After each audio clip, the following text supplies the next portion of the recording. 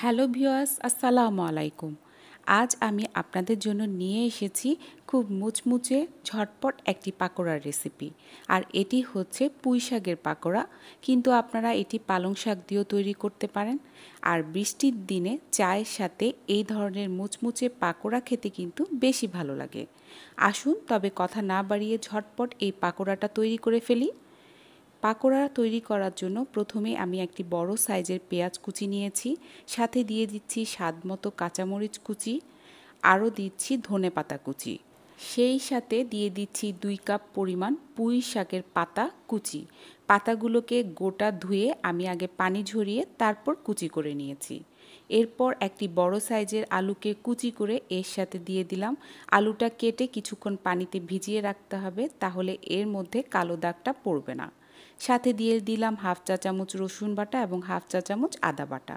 দিলাম 1 চা চামচ জিরা গুঁড়ো এবং পরিমাণ মতো লবণ।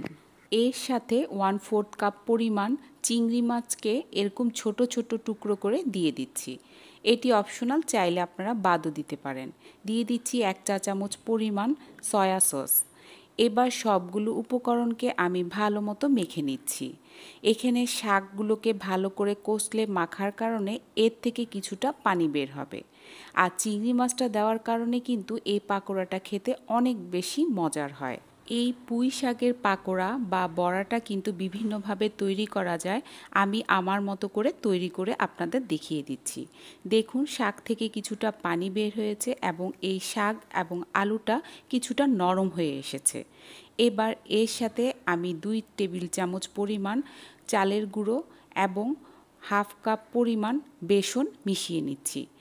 এটি কিন্তু মেশাতে হবে অল্প অল্প করে, কারণ যদি আমি এই পাকোড়ার ডোটা খুব বেশি টাইট করে ফেলি তাহলে কিন্তু পাকোড়াটা ক্রিস্পি হবে না। তাই যতক্ষণ পর্যন্ত এটিকে একটি শেপ দেওয়া না যাচ্ছে ততক্ষণ পর্যন্ত বেসন দিয়ে যেতে হবে।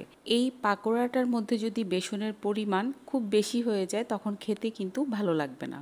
তাই আপনারা অল্প অল্প করে বেসন দিবেন এবং মাখাতে থাকবেন। সাথে দিয়ে দিলাম 1 চা চামচ পরিমাণ বেকিং পাউডার। এই বেকিং পাউডারটা দেওয়ার কারণে পাকোড়াটা কিন্তু মুচমুচে হবে এবং কিছুটা ফুলকোও হবে।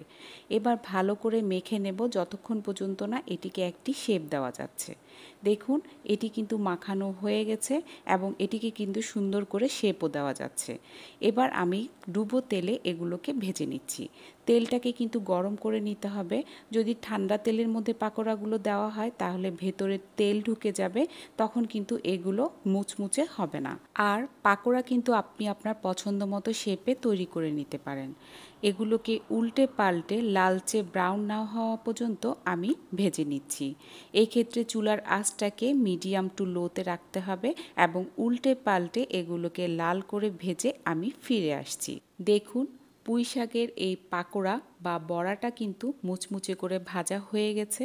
এবার এগুলোকে আমি পরিবেশন করছি সসের সাথে। বৃষ্টির দিনে গরম গরম চায়ের সাথে এই ধরনের মুচমুচে পাকোড়া খেতে কিন্তু অসাধারণ লাগে। আশা করছি আজকের এই রেসিপি আপনাদের কাছে ভালো লেগেছে। যদি ভালো লেগে থাকে তাহলে আমার চ্যানেলটিকে সাবস্ক্রাইব করতে ভুলবেন না। এরকম বহু রেসিপি আছে আমার চ্যানেলে, চাইলে সেগুলো দেখে নিতে পারেন। সবাই ভালো থাকবেন। আল্লাহ হাফেজ।